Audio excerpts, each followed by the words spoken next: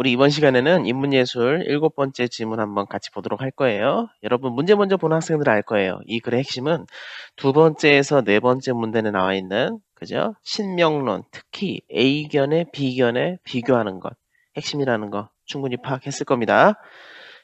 자, 그럼 바로 지문 분석 들어갈게요. 자, 첫 번째 문단 들어가겠습니다. 명령과 동일시하는 신명론은 예컨대 남을 해쳐서는 안 되는 이유는 신이 그렇게 명령했기 때문이라고 주장한다. 자, 여기서 신명론이라는 거 나와 있죠. 자, 이론이 등장했습니다. 물론 여러분들 문제를 먼저 봤으니까 파악했을 겁니다. 신명론이 아주 중요한 핵심이라는 거. 그죠? 자, 이어서 보겠습니다. 남을 해쳐서는 안 되는 이유는 신이 그렇게 명령했기 때문이래요. 신명론은 특정 종교와 관련 없이 인류의 역사에서 뿌리 깊은 생각으로 도덕은 종교와 연관되었다는 가정을 품고 있다. 그 가정에는 신은 모든 선한 행동을 명하고 모든 악한 행동을 금한다라는 것. 우리는 신이 무엇을 명하고 무엇을 금하는지 알 수 있다는 두 가지 핵심 요소. 자, 글쓴이가 대놓고 이거 핵심 요소라고 얘기하고 있어요. 자, 그 중에 첫 번째, 신은 모든 선한 행동을 명한대요. 악한 거 금한다라는 거. 그 다음 두 번째, 우리가 그 신이 무엇을 명했는지 알 수 있다라는 거예요. 이 두 가지. 자, 첫 번째 문단인데 마지막 문장이 바로 이렇게 끝났죠. 이 말인즉슨 이것을 계속 이어서 얘기할 거라는 걸 파악할 수 있는데 두 번째 문단 바로 들어갈게요. 그런데 여기서 반전 하나 생기죠. 앞에 문단의 이야기를 이어서 붙이는 게 아니라 다른 이야기가 등장해요. 그런데니까 접었죠. 자, 플라톤 등장합니다. 자, 플라톤은 에우티프론, 이름 어려운데 신명론을 어떻게 했대? 비판했대요. 자, 그럼 여기서 글이 어떻게 전개되는지 우리 빠르게 파악해야 되겠죠? 자, 봤더니 신명론이라는 게 있어요. 그런데 플라톤이라는 아주 유명한 철학자죠? 철학자가 이것을 비판했대요. 그치? 이어서 보겠습니다. 플라톤은 그의 스승 소크라테스, 더 유명하신 분인데 고대 그리스 신들을 받아들이고 존중했지만 그럼 플라톤도 신을 믿었네. 만약 신이 완벽히 선하다고 할지라도 그것만으로는 도덕을 설명하기에 충분치 않다고 생각했다. 우리 포인트 잘 잡아야 돼. 여기서 포인트는 바로 이 비판입니다. 한번 표시해봤는데 이 비판점이라는 거 이게 아주 중요하다라는 거예요. 왜? 우리 글의 흐름을 잘 따라가라는 얘기는 몇 번씩 했었죠? 두 번째 문단이면 본문인데 본문 들어가자마자 플라톤 나오고 이게 앞에 나온 신명론을 비판했대요. 이어서 볼게요.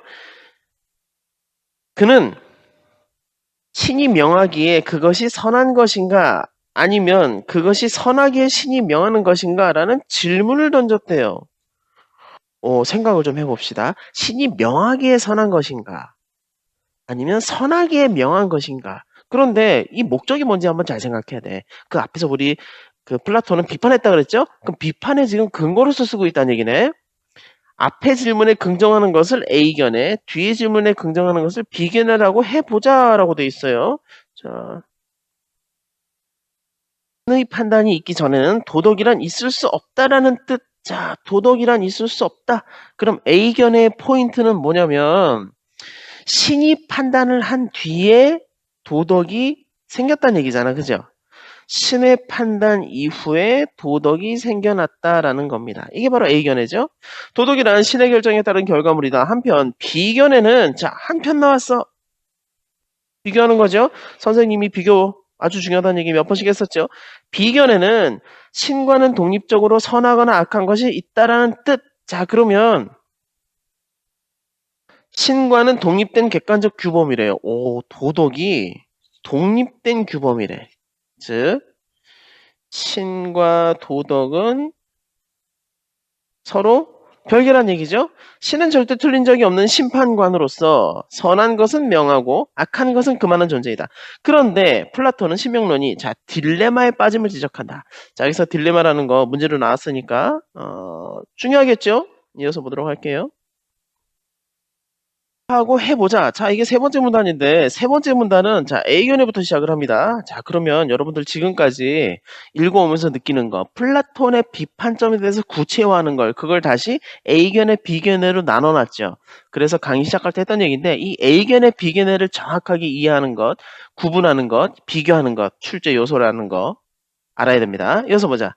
이 견해에 따르면 신이 무엇인가를 명하는 순간 그것은 선한 것이 되므로, 자, 신이 명하는 순간에 선한 것이 된대요.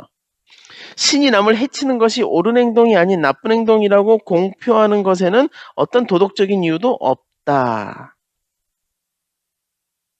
공표라는 단어가 나오는데, 공표라는 단어의 사전적 의미 잠깐 얘기할게요.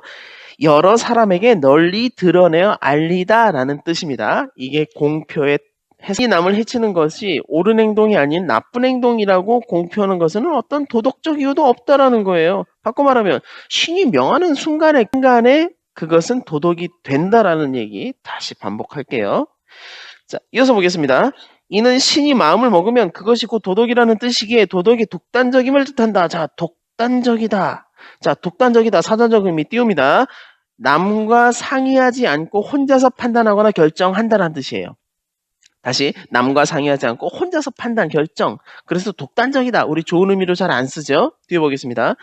신이 남을 해치는 것을 우리의 도덕적 의미로 바꿀 수도 있는 것이다. 이에 대해 신명론을 옹호하는 사람은, 자, 주장이 하나 나오는데, 옹호하는 사람은 남을 해치는 것은 비도덕적이므로 신이 남을 해치는 것을 도덕적 의미로 만들지 않을 것이라고 대답할 것이다. 이는 도덕이란 신의 결정과는 독립된 객관적 기준이라는 견해로서 여기서 뭐가 생겨? 모순이 생기네. 그죠?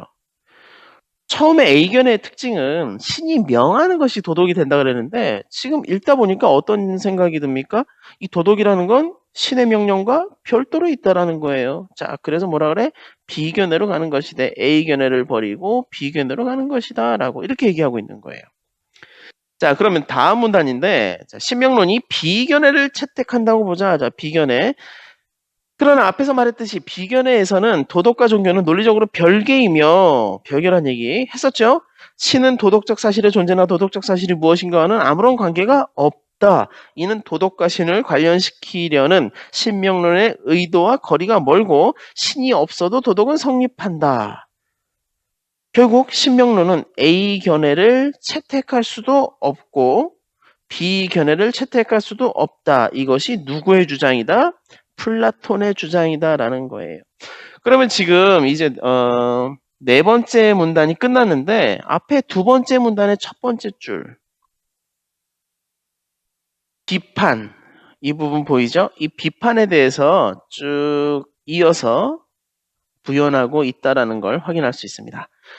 자, 마지막 문단 들어갑니다. 플라톤에 따르면 신명론은 도덕적으로 살아야 하는 이유에 대한 적합한 대답이 되지 못한다. 신을 믿는 사람은 도덕을 신과 관련시키지 않았을 때 불경스럽다고 믿기에 신명론을 받아들이는데 플라톤의 비판은 오히려 신명론 자체가 불경스러운 결과에 이른다는 것을 보여주기에 독실한 사람은 신명론을 받아들여서는 안 된다는 것을 암시한다고 해석된다.